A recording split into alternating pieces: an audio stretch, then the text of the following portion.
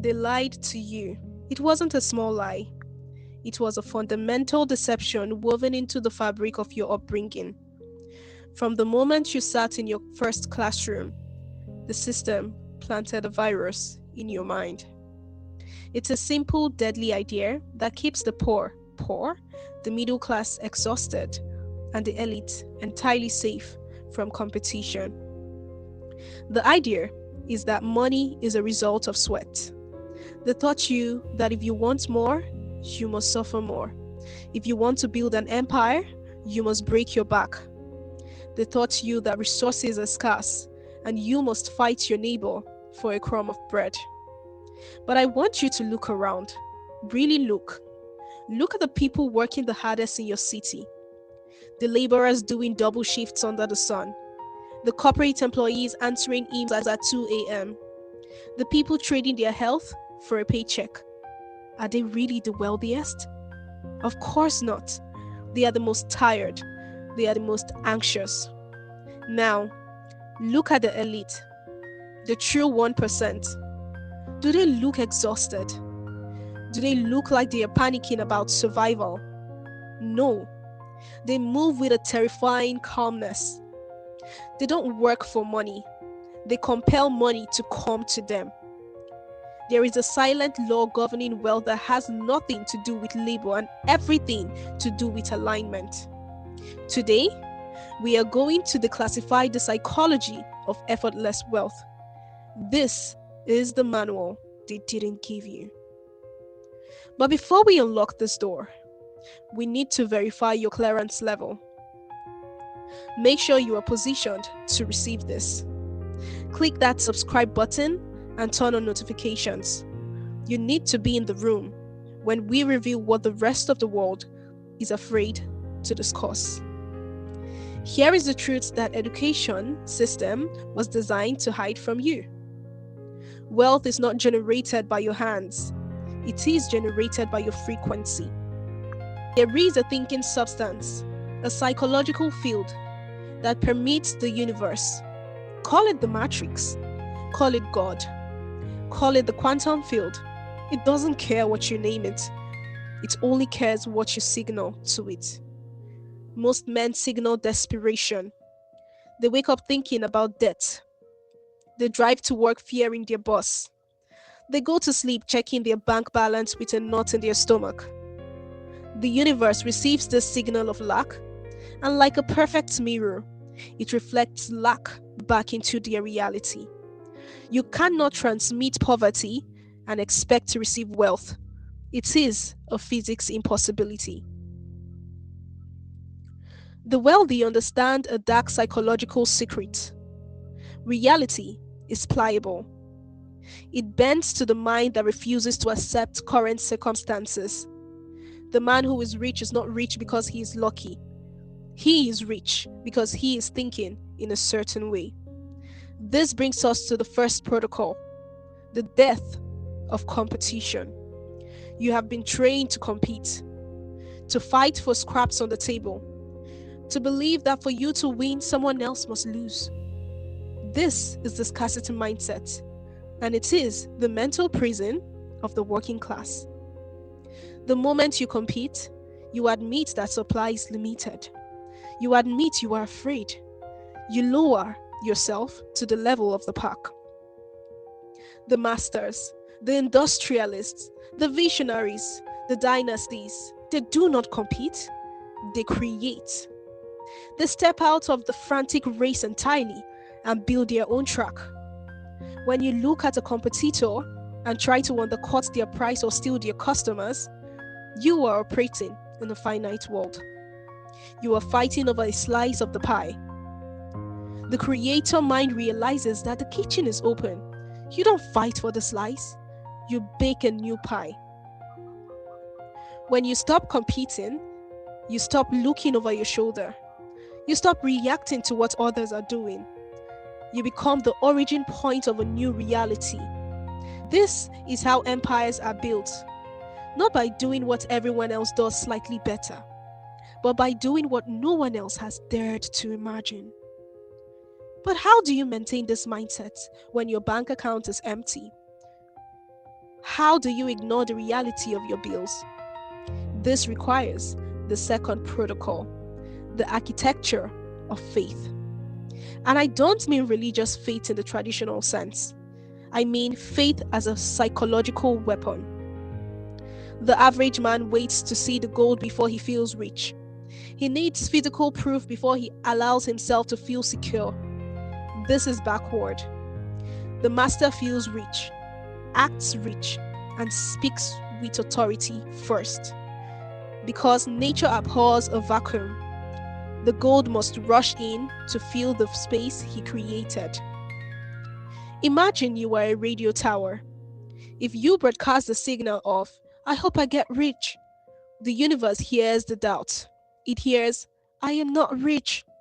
But if you broadcast the signal of, "I am wealth," perfectly aligned and calm, reality begins to rearrange itself. Coincidences happen. The right phone call comes in. An opportunity drops in your lap. The unawakened call it luck, but we call it the law. You must hold the image of what you want with such clarity that it becomes more real to you than your current reality. When the poor man sees an empty wallet, he sees poverty. When the rich man sees an empty wallet, he sees a temporary space waiting to be filled. He does not accept the visual evidence, he overrides it with his mental vision. But there is a trap here, a lethal trap that destroys 90% of people who try to use this law. It is the trap of the how. You visualize the wealth, you feel the power, but then your logical mind kicks in. It asks, "But how will it happen? I have no capital. I have no degree. I am in the wrong country." The moment you obsess over the how, you cut the wire. The how is not your job. The how belongs to the complexity of the universe. Your job is the what. You define the vision with crystal clear clarity. You hold it in your mind like a burning coal, and you walk through your day with the gratitude of a man who has already won. Think about it. When you order a package online, do you pace around your living room worrying if the truck driver knows the route? Do you panic that the engine might fail? No, of course not. You click order and then you relax. You know it's on the way. You prepare a space for it in your shelf. You need to treat your ambition with that same cold, detached certainty.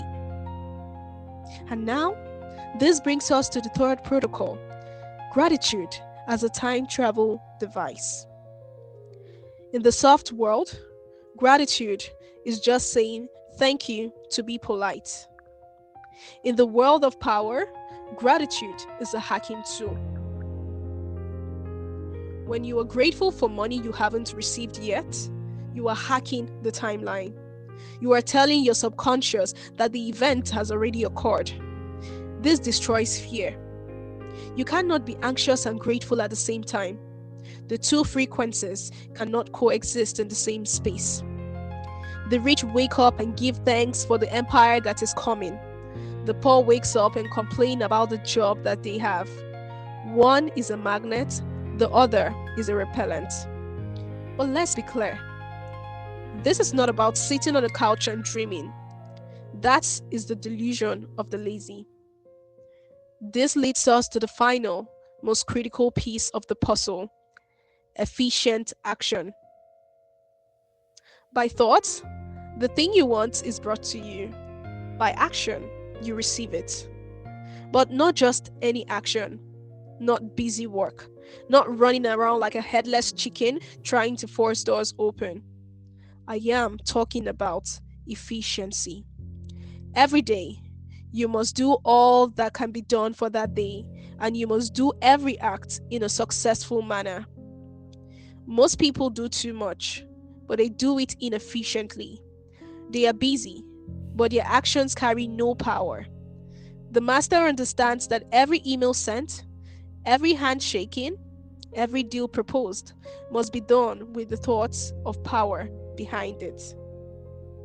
When you hold the vision of your success while you are doing a menial task, you elevate that task. People can feel it. When you speak to a client, If you are holding the frequency of a billionaire, they will respect you, even if you're wearing a cheap suit. They are reacting to your signal and not your appearance. You must put the whole power of your faith into every single action.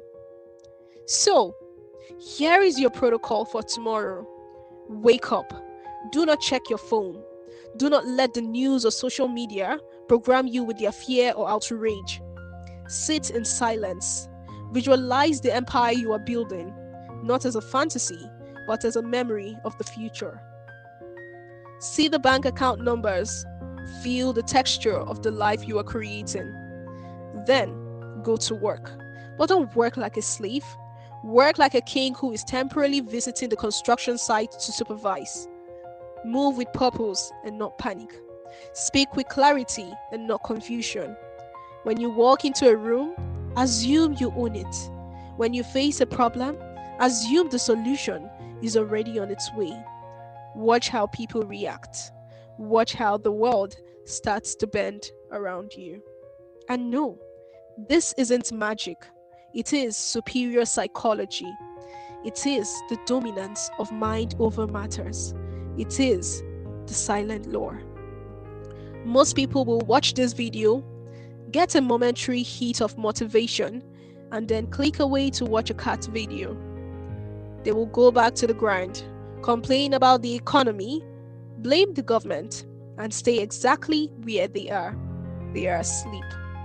But you are still watching. That means you are part of the brotherhood now. You know that wealth is a frequency, and you hold the dial. You are ready to stop chasing and start attracting. You are ready to stop competing and start creating.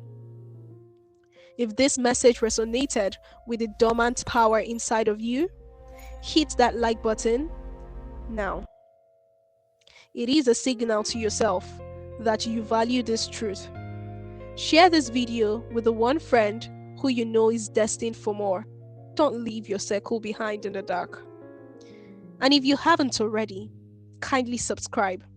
We are building a library of the mind, a fortress for those who refuse to be average. You don't want to miss the next chapter. The world is noisy. Keep your mind silent, keep your vision clear, and remember, you don't earn money, you become it. I'll see you at the top.